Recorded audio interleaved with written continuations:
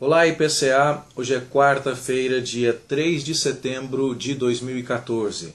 Nós estamos juntos há 738 dias lendo a Bíblia e hoje leremos os capítulos 17 e 18 do livro do profeta Ezequiel. Nos capítulos anteriores nós vimos, em particular no capítulo 16, que o povo de Deus foi infiel e não cumpriu a sua parte na aliança de amor na qual Deus o abraçou.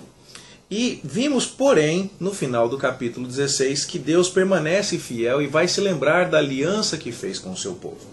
Bom, essa ideia de aliança, do povo sendo infiel e de Deus permanecendo fiel, vai guiar agora aquilo que a gente vê no capítulo 17 e também no capítulo 18. Como será isso? Bom, no capítulo 17, Deus, através de Ezequiel, dá uma parábola em que uma grande águia, a Babilônia, vem até o Líbano, que é a terra de Judá, e retira a ponta de um cedro, que é o rei Joaquim. E leva essa ponta de cedro para uma terra de negociantes, que é a Babilônia. E lá planta essa ponta de cedro que cresce e se torna uma videira larga, mas de pouca altura. Isso faz menção ao fato de que Jerusalém fica, então, sob a liderança de Zedequias, e isso é uma estratégia de Nabucodonosor para que o reino se desenvolva, porém numa escala mais humilde, e que isso não permita uma rebelião de Judá contra a Babilônia. No entanto, diz o verso 7, que houve uma outra grande águia, o Egito, que tinha grandes asas e que a videira Judá lançou para ela as suas raízes. Ou seja, depois de ter sido submissa à Babilônia, a nação de Judá paquerou o Egito. E isso então é descrito aqui como um ato de rebeldia, de descumprimento da palavra empenhada com aperto de mão. E fica bem claro isso a partir do verso 11, quando a explicação vai sendo dada.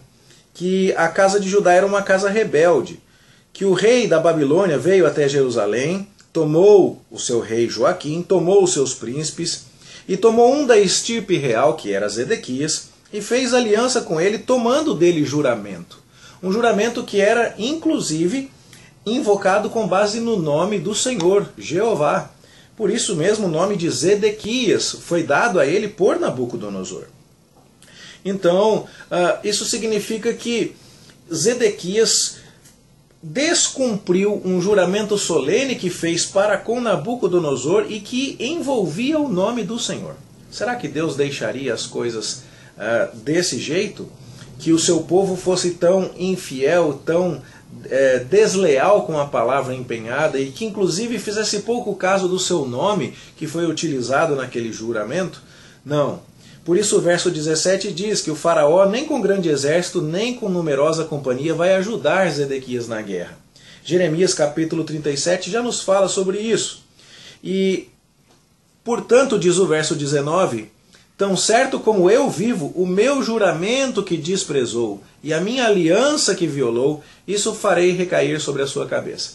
Tanto a aliança do povo para com Deus, que devia ser leal apenas a Deus, mas aqui em particular, a aliança que foi feita com a Babilônia, invocando Deus como testemunha e que estava sendo quebrada por Zedequias. Então Deus fala que vai estender a sua rede sobre ele e vai levá-lo para a Babilônia, e ali ele vai ficar preso. Tá certo? Bom, isso significaria que Deus deixou de cumprir o que prometeu para com a descendência de Davi? Se a crítica é a Zedequias porque não cumpriu o que prometeu, será que aniquilar o povo de Judá não levantaria suspeitas de que Deus também não cumpre o que promete? Por isso o verso 22 em diante diz, também, assim diz o Senhor Deus, também eu tomarei a ponta de um cedro e a plantarei, e do principal dos seus ramos cortarei o renovo mais tenro. E aqui se fala então do renovo messiânico, como Jeremias 23:5 já havia mencionado. Ou seja, Zedequias não cumpriu o que prometeu, mas isso não significará que Deus deixará de cumprir aquilo que já havia prometido em relação à monarquia davídica. Verso 24 diz: saberão todas as árvores do campo que eu, o Senhor, abati a árvore alta, elevei a baixa, sequei a árvore verde e fiz reverdecer a seca. Eu, o Senhor, o disse e o fiz. Quer dizer, Deus quando diz, ele faz. Quando promete, ele cumpre. Certo? Judá viola seus juramentos e as suas alianças, mas Deus mantém a sua palavra. Esse é o tema unificador dos capítulos 16 e 17. Já no capítulo 18, nós vemos o povo em algum momento se queixando e proferindo contra Deus um provérbio. Os pais comeram uvas verdes e os dentes dos filhos é que se embotaram. É como se eles estivessem dizendo: nós estamos agora sendo punidos não por conta dos nossos próprios pecados, mas por causa dos pecados daqueles que nos antecederam. Então, Deus responde no verso 3: tão certo como eu vivo, vocês não vão ficar falando esse provérbio aí em Israel, não. As coisas não são assim. Todo mundo é meu. A alma do pai, a alma do filho, mas a alma que pecar, essa é que vai morrer. E Deus fala então a partir do verso 5 que se um homem for justo e fizer uma série de coisas aqui que se referem a atitudes de alguém que de fato teme a Deus, diz o verso 9 que ele certamente viverá. Mas se ele gerar um filho que for ladrão, e o filho não fizer as mesmas obras que seu pai, então esse filho vai ter o seu sangue caindo sobre ele, diz o verso 13. Mas, se esse ímpio gerar um filho que não cometer coisas semelhantes à do seu pai, então esse filho terá a chance de alcançar misericórdia. E aí você vê Deus tratando as coisas individualmente.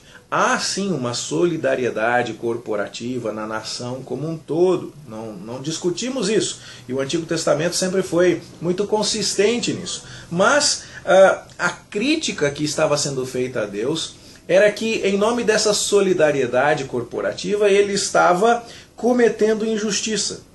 E Deus está dizendo aqui: não é assim. E é interessante porque, vendo a descrição primeiro de um homem justo, que depois tem um filho ímpio, e depois tem um outro filho que tem a chance de não cometer os mesmos erros de seu pai, muitos comentaristas veem aqui a descrição de Josias, que fez o que era reto, de Jeoaquim, o seu segundo filho, a governar, já que Joacás governou apenas por 3 meses, Jeoaquim, que governou por 11 anos e fez o que era mal diante do Senhor. E, por fim, a descrição da oportunidade que se apresentava ao próximo rei, fosse ele Joaquim ou então Zedequias. Se você consertar o seu caminho, você prosperará. Então, o povo fica questionando Deus a respeito dessas coisas, mas sem entendimento dos critérios justos, fixos e soberanos que Deus aplica no tratamento de cada um segundo as suas obras. Veja que no verso 19 eles ainda estão dizendo: por que não leva o filho a iniquidade do pai? E Deus está então falando: porque o filho fez o que era reto e justo, então ele não vai sofrer. O verso 20, muito conhecido: a alma que pecar, essa morrerá. O filho não levará a iniquidade do pai, nem o pai a iniquidade do filho. E isso mostra então a justiça de Deus no tratamento do seu povo que se queixava contra ele. E mais, Ezequiel, neste capítulo, falando em nome de Deus, também mostra que Deus, em sua justiça, não tem prazer na condenação do ímpio. O conhecido verso 23 diz isso muito bem. Acaso tenho eu prazer na morte do perverso, diz o Senhor? Não desejo eu antes que ele se converta dos seus caminhos e viva? Este verso tem sido usado para um debate muito grande a respeito das vontades de Deus com relação à eleição, aqueles que Deus predestinou para a salvação, aqueles que Deus predestinou para a condenação, se ele tem prazer nisso ou não, se há um livre-arbítrio envolvido aqui. Nós não vamos entrar numa discussão de teologia sistemática a respeito deste texto. Nós já temos abordado todo o livro a partir de um pano de fundo calvinista, e o que vamos fazer agora basicamente é dizer o que esse texto significa aqui. Esse texto significa que, para as pessoas que estavam sofrendo a disciplina de Deus, para os cativos que estavam lá na Babilônia com Ezequiel e que se lamentavam dizendo: a gente está aqui porque Deus cobrou de nós uma conta que era dos nossos pais, Deus está dizendo: não, vocês estão aqui por conta do pecado de vocês mesmos. A alma que pecar, essa que morrerá. Para aqueles que acham que Deus está achando tudo aquilo muito bom, ele diz, não, eu não tenho prazer na condenação do perverso. Para aqueles que acham que esse é o fim da história, Deus está propondo, se você se comportar corretamente, se você se converter, você vai encontrar vida. E ainda que as pessoas insistam em dizer, como a gente lê no verso 25, o caminho do Senhor não é direito, Deus está falando, o meu caminho é direito sim, o problema é que o caminho de vocês é tortuoso. Se você se desviar do que é mal, você encontrará vida. Esse questionamento se repete no verso 29, quando a casa de Israel acusa Deus de que o seu caminho não é direito, mas Deus está dizendo, não, o meu caminho é correto. Eu vou julgar cada um de vocês segundo os seus caminhos, diz o verso 30. Convertam-se, desviem-se das suas transgressões, e a iniquidade não será tropeço para vocês, diz o verso 30. Lançai de vós todas as transgressões, criai coração novo. Por que vocês morreriam? Porque eu não tenho prazer na morte de ninguém, diz o Senhor. Portanto, convertei-vos e vivei. Note, qualquer fatalismo que dissesse é o fim, não adianta mais fazer coisa certa porque Deus está nervoso, Deus está irado, está sendo combatido aqui. Qualquer injustiça atribuída a Deus, de que Deus estaria cobrando uma conta que na verdade pertencia aos antepassados, está sendo combatida. Qualquer conclusão errada de que Deus tinha prazer naquele tipo de sentença que impunha sobre os seus, também está sendo combatida aqui. E isso então desperta o povo do cativeiro para entender, é hora de se voltar para Deus, para o Deus justo, é hora de se converter para encontrar vida. Esse é o assunto do capítulo 18, que espero com esses comentários você consiga entender melhor. É interessante que o capítulo 17 fala a respeito dos reis que quebraram a sua aliança, e o capítulo 19 vai falar um pouco sobre isso também. E assim, a posição editorial do capítulo 18, entre dois capítulos que falam da dinastia de Davi, nos requer, inclusive, que o leitor não interprete o julgamento da família real de Israel, de Judá, de forma fatalista. Tá certo? Você vai encontrar as promessas a respeito da restauração de Deus, tanto no 17 quanto no 19, e vai encontrar a justiça da condenação de Deus no capítulo 18. Esses são os temas que unificam estes capítulos e esperamos que assim você consiga compreender melhor esta sessão. O comentário que tínhamos para hoje é esse. Esperamos que você tenha um bom estudo, uma boa leitura. A gente se vê aqui amanhã, se Deus quiser. Até lá.